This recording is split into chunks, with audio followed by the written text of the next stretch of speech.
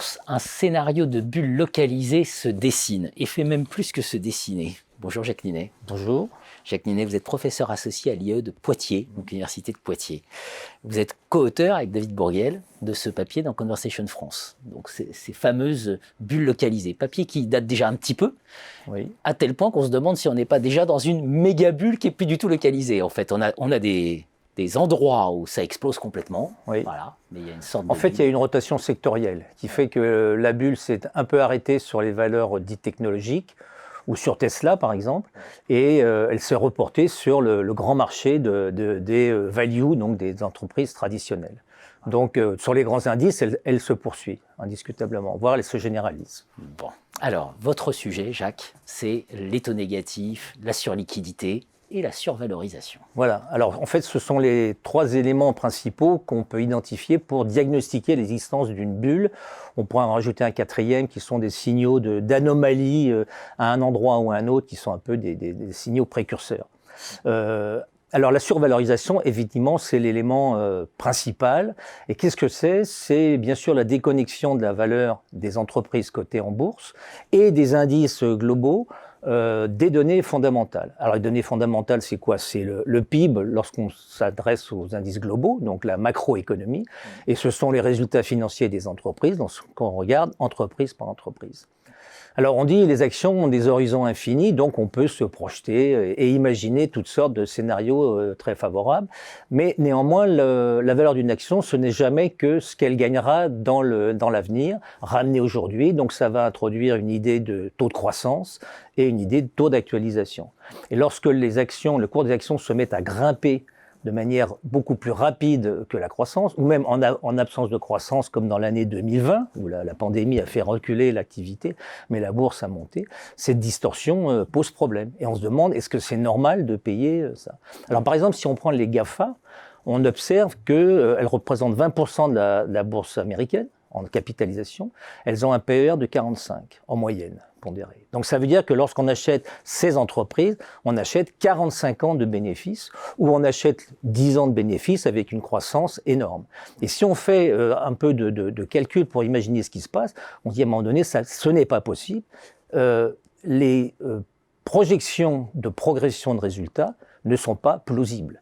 Et moi, j'avais fait ces calculs en 99 sur Cisco, JPR Networks et toutes les vedettes, et les taux implicites de croissance étaient tout simplement irréalistes. Donc ça veut dire que cette survalorisation, elle est vraiment irréalisable dans le temps. On est rentré dans une sorte d'hallucination collective. Voilà. Et alors si on fait ça au niveau global, si on regarde les ratios de PIB, on est aujourd'hui, par exemple aux États-Unis, à 180%. La capitalisation boursière, 180% du PIB, alors que la moyenne historique, c'est 80-90. Donc on est vraiment hors norme complètement. C'est absolument effrayant. C'est assez inquiétant parce qu'il y a une idée de reconnexion, en tout cas à un moment donné, des opérateurs vont dire mais c'est court, on peut prendre Tesla, Tesla avec un PER 2000, il y a quelque chose qui ne colle pas dans l'histoire. Donc avoir une espèce de décrochage général des cours à ce moment-là. Alors, première chose, mais là, vous avez déjà répondu. À chaque fois, on nous dit « this time it's different », c'est-à-dire non, mais c'est normal, etc. C'est parce qu'on est rentré dans une nouvelle économie. Ouais, vous nous citez Bill Clinton, etc. Ouais. Bon, ça, c'est bullshit, pour faire simple. Non? Oui, enfin, oui. Ça n'a rien de différent. Ça va être différent, ça va être beaucoup plus grave. C'est ça voilà, alors ce qui peut être différent, c'est la relation avec le climat monétaire, la politique monétaire. Parce que si on regarde depuis 30 ans, on a une succession de périodes de politique monétaire expansive, qui conduit en général à des excès boursiers, des excès d'euphorie boursière. Puis on a de courtes périodes de resserrement monétaire ou de tentatives de resserrement monétaire et qui se terminent par des catastrophes boursières. Et donc on est dans ce cycle, un peu un cercle vicieux, moi j'ai appelé ça le trou noir, voilà, parce qu'on baisse les taux un peu plus et un peu plus longtemps à chaque fois. Et là où this time peut être différent, c'est que les banques centrales ont épuisé toutes leurs cartouches. C'est-à-dire qu'il n'y a plus de balles dans le barillet parce qu'on est en taux négatif, parce qu'on est dans un quantitative easing et une monétisation de la dépense publique. Aux États-Unis, on est à 25 ou 30% du PIB. Quand on cumule les plans de Trump et ceux de Biden et ceux des infrastructures, on est quasiment à 25% du PIB monétisé. Donc les banques centrales sont au bout du système. Donc si on a une crise financière demain, Peut-être que cette fois-ci, l'époque sera différente. Whatever it takes, quoi qu'il en coûte. Et là, on commence à atteindre un peu la limite, mais bon, on a l'impression qu'il y a des trésors d'imagination quand même au niveau des banques centrales. Oui, on peut toujours imaginer tout un tas de choses. Après, c'est un problème de confiance. L'état des banques centrales, c'est je crois que la banque centrale va pouvoir continuer à fonctionner parce que les autres pensent qu'elle va pouvoir continuer à fonctionner. Or, le monde n'est pas aussi coopératif qu'on l'imagine. Et il y a peut-être des opérateurs internationaux qui seraient très contents de voir notre système sérieusement mis en difficulté par ces crises. Bien sûr, c'est la question que j'allais vous poser. Si jamais ça craque, qui seront les vainqueurs? Est-ce qu'on voit aujourd'hui des signaux que ça, je pense par exemple aux crypto-monnaies, je pense à des enjeux géopolitiques.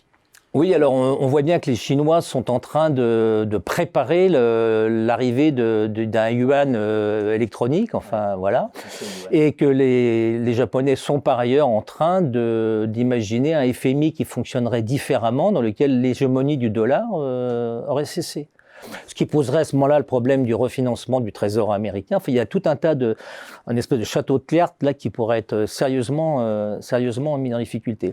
Moi, plus globalement, ce que je pense, c'est qu'on vit depuis 40 ans dans un certain modèle économique basé sur un pilotage par les banques centrales et après reposant sur un certain nombre de règles macroéconomiques, et que ce système, il est un peu au bout du rouleau. Et donc, si une crise majeure survient maintenant, ce ne sera pas juste comme les précédentes, on va encore ouvrir les robinets du crédit pour remettre les choses en place. Il faudra aller beaucoup plus en profondeur.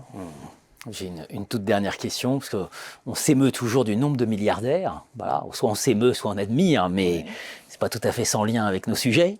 Les dirigeants dans tout ça, quand on est à un moment à la tête d'une entreprise, qu'on a une part variable qui est indexée sur le cours, ça veut dire que c'est totalement absurde. Voilà, parce qu'on sait très bien que tout ça est faux. Ah bah, c'est quand on regarde le palmarès des milliardaires, on voit Jeff Bezos ou Elon Musk, la plupart de leur fortune repose sur la valorisation délirante de leurs entreprises. Donc, ils continuent à pousser les choses en avant, mais encore une fois, je reviens à mon propos de début, il y a des limites à cette croissance. J'ai pas refait les calculs, mais si on prend les GAFA et qu'on va arriver à quelque chose où ils vont représenter 80% du PIB américain. Cette distorsion entre la croissance du PIB et leur croissance à eux n'est pas possible, n'est pas tenable dans la durée. C'est pour ça que moi je dis toujours, il y a l'insoutenabilité des cours qui est la contrepartie de la survalorisation. Merci beaucoup Jacques Linet.